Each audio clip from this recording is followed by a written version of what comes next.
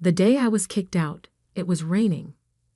Not the gentle spring rain that nurtures flowers, but the kind that stings your skin and soaks through your clothes in seconds.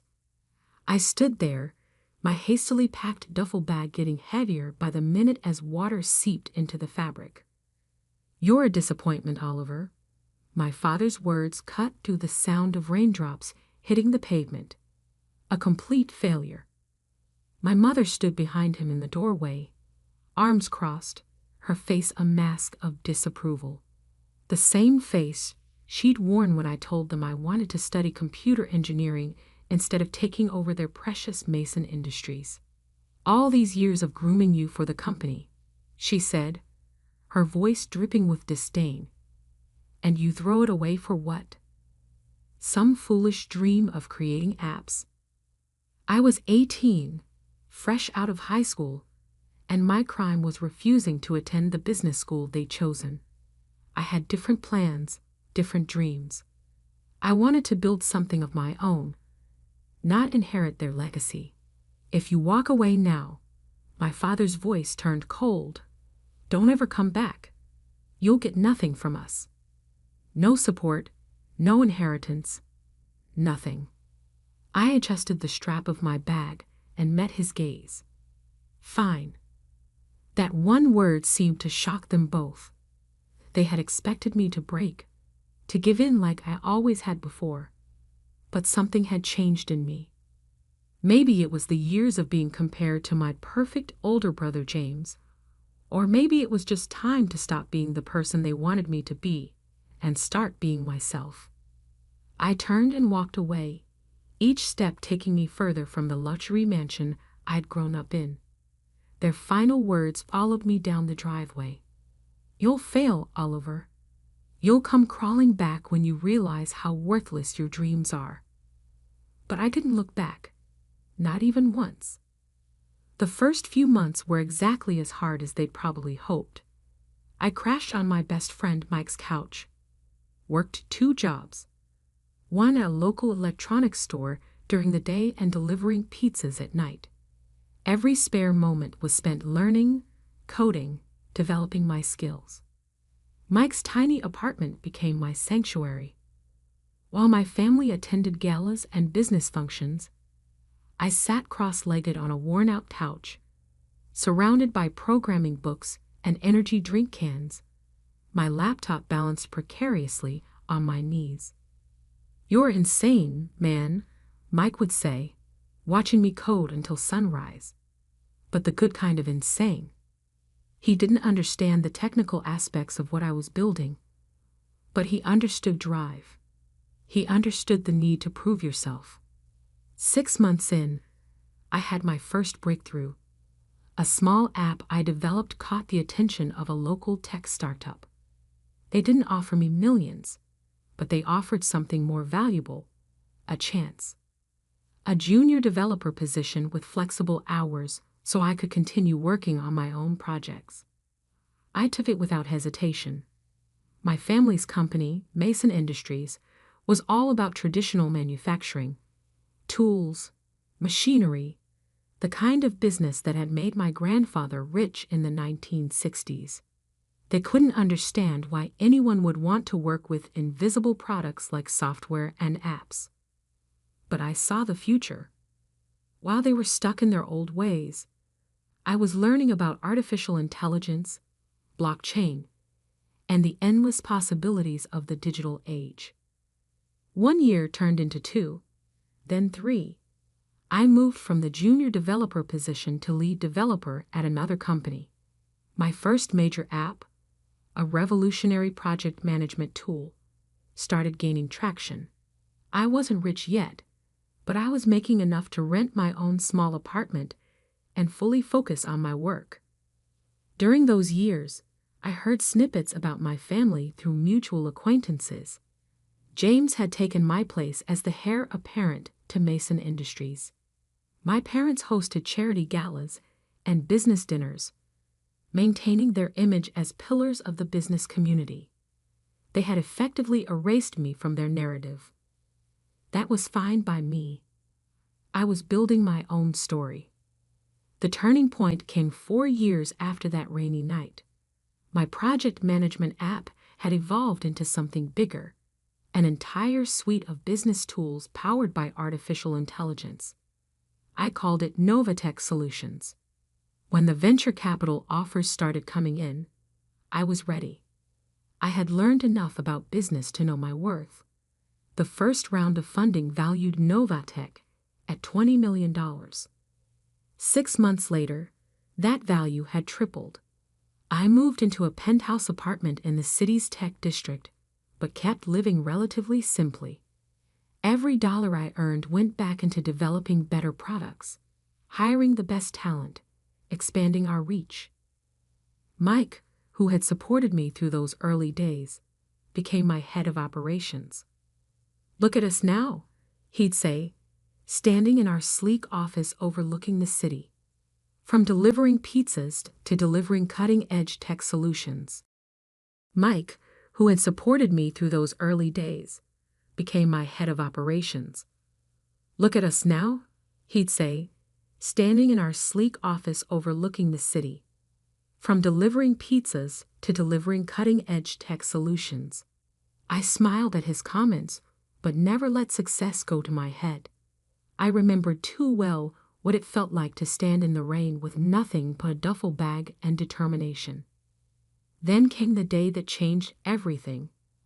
I was in my office, reviewing potential acquisition targets, companies whose technology could enhance Novatech's capabilities. A familiar name caught my eye: Mason Industries. My family's company had been struggling. While I had been embracing the future, they had stubbornly clung to the past. Their stock price had been declining steadily for the past year. They needed a digital transformation to survive, but my father was too proud to admit it. I dug deeper into their financials. The situation was worse than I thought. They needed capital, and they needed it fast. About $5 million would keep them afloat long enough to modernize their operations. As I sat there, staring at the numbers on my screen, my phone rang. The number was one I hadn't seen in 7 years, but I would never forget it. My father's number. I let it ring 3 times, each ring echoing the words he had spoken that rainy night. "You're a disappointment, Oliver. A complete failure. Don't ever come back." On the 4th ring, I picked up. "Hello, Father," I said, keeping my voice neutral. "I've been expecting your call." The silence on the other end lasted so long I thought he might have hung up. Then I heard him clear his throat. "Oliver," he said, his voice lacking its usual authority. "We need to talk." I leaned back in my chair, looking out at the city skyline. "Yes," I replied. "I believe we do." The Mason Industries headquarters hadn't changed in 7 years. The same imposing granite facade, the same golden letters announcing the company name, the same stern-faced security guards at the entrance. But I was different. As I walked through the lobby, memories flooded back. Summer afternoons spent watching my father in board meetings, weekends when he dragged me along to inspect the factory floor, endless lectures about responsibility and legacy. "Mr. Mason?" The receptionist's eyes widened slightly as she recognized my face. "Your father is expecting you in the main conference room." I nodded, adjusting my Italian suit. Not out of nervousness, those days were long gone, but out of habit. Success had taught me the importance of appearances, though unlike my family, I knew they were just that, appearances. The elevator ride to the top floor gave me time to review the numbers in my head. Mason Industries was hemorrhaging money. Their quarterly reports showed a 60% decline in profits. Their stock had plummeted from $85 to $12 per share. They needed more than just capital. They needed a complete overhaul. The conference room doors opened to reveal a scene I couldn't have imagined 7 years ago. My father, the mighty Richard Mason, looked older, tired. His perfectly tailored suit couldn't hide the weight he'd lost. My mother sat beside him, her usually impeccable makeup slightly smudged, as if she'd been rubbing her eyes. James, my older brother, stood by the window. He'd gained weight, his face puffy from too many business dinners and too much stress. The golden boy didn't look so golden anymore. "Oliver," my father said, standing up. He extended his hand, then seemed to think better of it and pulled it back. "Thank you for coming." I took a seat at the opposite end of the table, placing my briefcase carefully in front of me. "Let's skip the pleasantries," I said. "I've seen your numbers." James turned from the window, his face flushing. "You've been spying on us?" "Publicly available information, brother. Your company's decline isn't exactly a secret." My mother flinched at the word your. Not our. Not anymore. "We've had some setbacks," my father began, his voice taking on the smooth tone he used for difficult business negotiations. "The market has been unpredictable, and our traditional customer base. Your traditional customer base is shrinking because you've refused to adapt." I cut in. "The world is digital now. Manufacturing isn't just about machinery anymore. It's about smart factories, IoT integration, predictive maintenance using AI." James scoffed. "And I suppose you're the expert now, with your little computer programs." I pulled out my phone, opened a specific app, and projected Novatech's latest quarterly report onto the conference room screen. The numbers spoke for themselves. $500 million in revenue, 300% year-over-year growth, contracts with Fortune 500 companies. The room fell silent. You're the founder of Novatech," my mother whispered. "CEO and majority shareholder," I confirmed. "Those little computer programs have built a company worth more than Mason Industries was even in its prime." My father's face had gone pale. He remembered, I was sure, every dismissive word he'd ever said about technology, every time he called my dreams worthless. "We need $5 million, he said finally, his voice hoarse. "A bridge loan to implement necessary modernization changes. We can offer favorable terms." "I'm not interested in a loan," I interrupted, opening my briefcase. "I'm interested in acquisition." The word hung in the air like a thundercloud. James pushed away from the window, his face contorted with anger. "Acquisition? You want to buy us out? Your own family?" "Family?" I let out a quiet laugh. "Wasn't it you, James, who told everyone at your engagement party that you were an only child? That you'd never had a brother?" He took a step back, caught off guard that I knew about that. "Oliver," my mother began, her voice taking on the pleading tone she used to use when trying to make me study business textbooks instead of programming. "Surely we can work something out. We're still your parents." "No," I said firmly. "You lost the right to call yourselves that 7 years ago. This is purely business." I pulled out a thick contract from my briefcase and placed it on the table. "Novatech will acquire Mason Industries for $25 million. That's more than generous given your current market value. We'll retain most of the workforce, modernize the facilities, and integrate your manufacturing expertise with our digital solutions." "And what about us?" James demanded. "What happens to the family?" I met his gaze steadily. "You'll be offered a position in the newly formed division, a junior position where you'll have to earn any promotions based on merit, not bloodline. Father can serve as an advisor during the transition, after which he'll retire with a comfortable pension. Mother's social connections might be useful for client relations, But that's up to her. My father's hands were trembling slightly as he reached for the contract. And if we refuse, then I leave, and you can try explaining to your shareholders why you turned down a lifeline. Your stock will probably drop another 50% by next week. You might last another month. Maybe 2. Then bankruptcy. The room fell silent except for the sound of paper rustling as my father slowly turned the pages of the contract. You planned this, James accused, his voice bitter. All these years, you were just waiting for us to fail. I stood up, straightening my jacket. No, James. I was too busy succeeding to waste time waiting for your failure. You did that all on your own. How long? My mother asked suddenly. How long do we have to decide? I picked up my briefcase. The offer expires at midnight. Not a minute later. Midnight? My father's voice rose. That's impossible.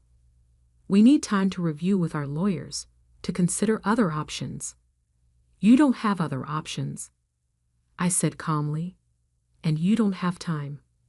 7 years ago, you gave me 5 minutes to decide my entire future. I'm giving you 12 hours. I'd say that's more than fair. I walked to the door, then paused. Oh, and one more thing. I turned back to face them. When you sign, and you will sign, I want you to use the same pen you used to sign my college rejection letter, the one with the Mason Industries logo. I believe it's still in your desk drawer, Father. The look of shock on his face told me I was right. He remembered that pen, remembered using it to dash my dreams all those years ago. How did you? I'll be back at 11:45 p.m. I cut him off. Try not to be late. Time is money, after all. Isn't that what you always taught me? With that, I walked out, leaving them with their shattered pride and a contract that would change everything. As the elevator doors closed behind me, I caught a glimpse of my reflection in the polished metal and saw something I'd never seen in this building before: a winner. The next 12 hours would be interesting. Very interesting indeed. 11:43 p.m. The city lights sparkled below the Mason Industries conference room like scattered diamonds on black velvet. I stood at the same window where James had stood that morning, watching my reflection superimposed over the nighttime skyline. The door opened behind me, right on time. My father entered first, followed by my mother and James. They looked exhausted, as if they'd aged years in just 12 hours. I noticed my father clutching a small leather case, the one he kept his prized pens in. The board has approved the acquisition, he said, his voice rough, unanimously. I turned slowly, taking in their defeated postures. I expected nothing less. After all, what choice did they have? James slumped into a chair, loosening his tie. You've won, Oliver. Is that what you wanted to hear? No, I replied calmly. What I want to hear is the truth. From all of you. My mother stepped forward, her designer dress wrinkled from a day of tense meetings. The truth about what? About why you really pushed me away. It wasn't just about the business school, was it? The silence that followed was heavy with unspoken words. Finally, my father sighed, suddenly looking every one of his 65 years. You were too much like him, he said quietly. Like your grandfather. That wasn't what I'd expected.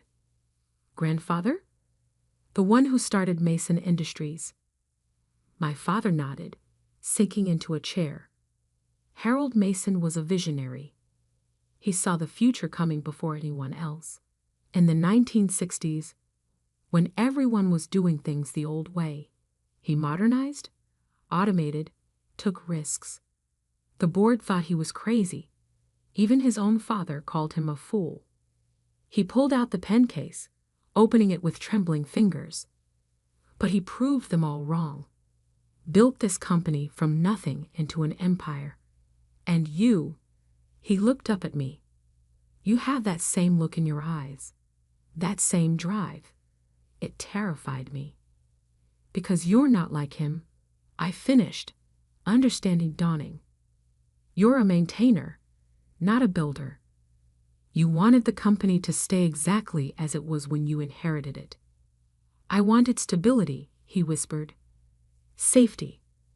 When you started talking about technology, about changing everything, I saw my father in you.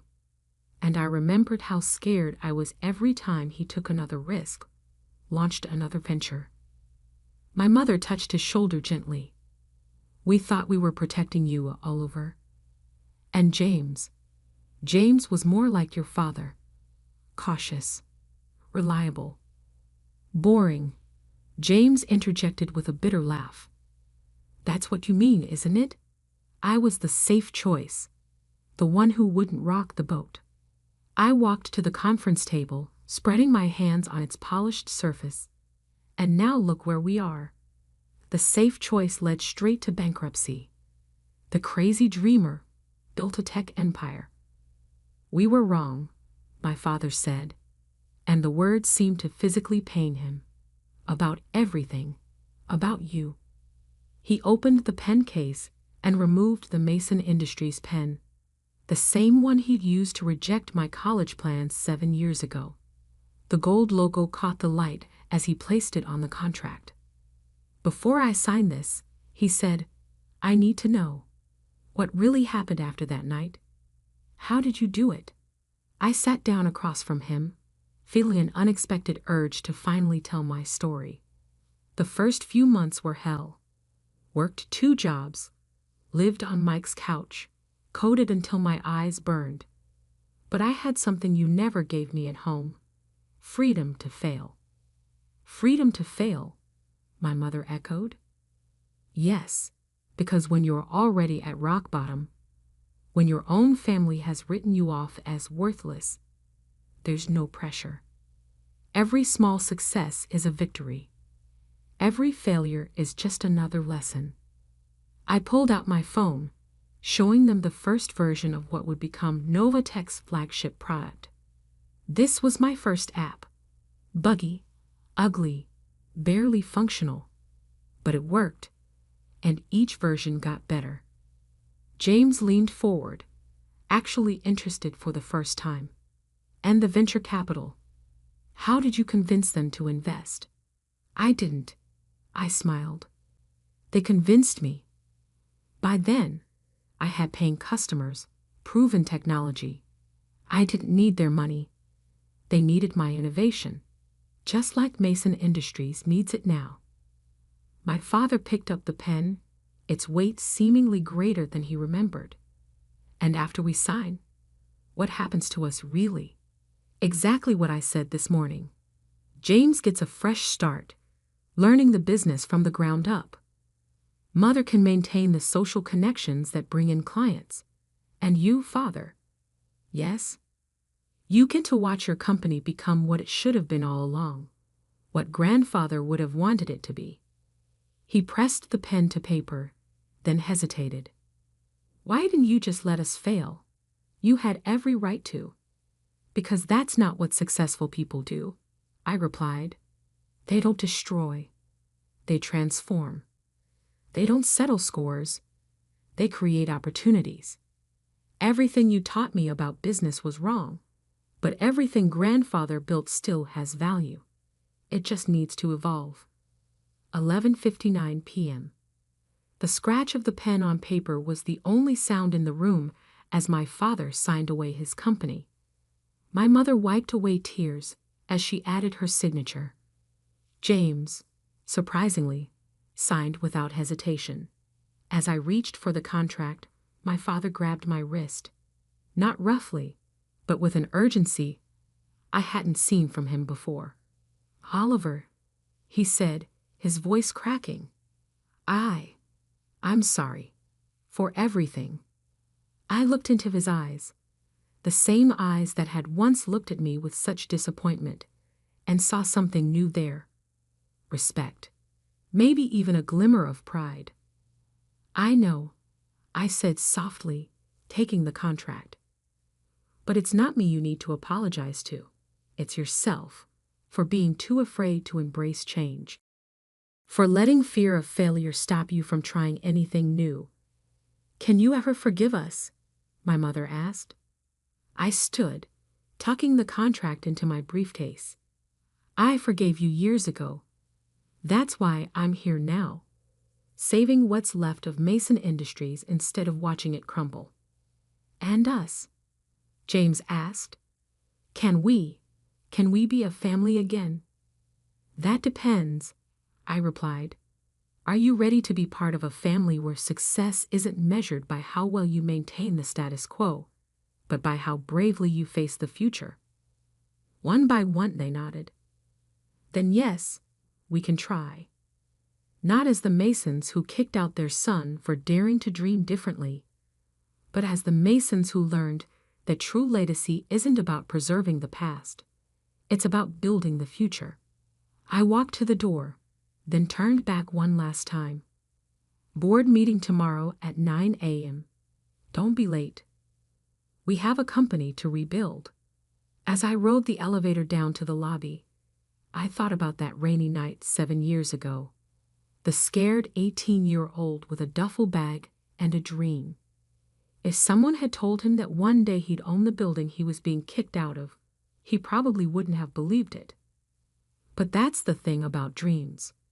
They don't need anyone's permission to come true. They just need someone brave enough to chase them. Mike was waiting in my car outside. "How'd it go, boss?" I showed him the signed contract. Mason Industries is now part of Nova Tech Solutions. He grinned.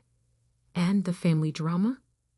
"That's a work in progress," I replied, looking up at the building that would now be part of my company.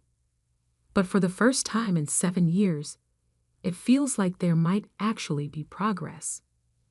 "Just remember," Mike said as we pulled away from the curb, "no matter what happens with them, you've already proven yourself.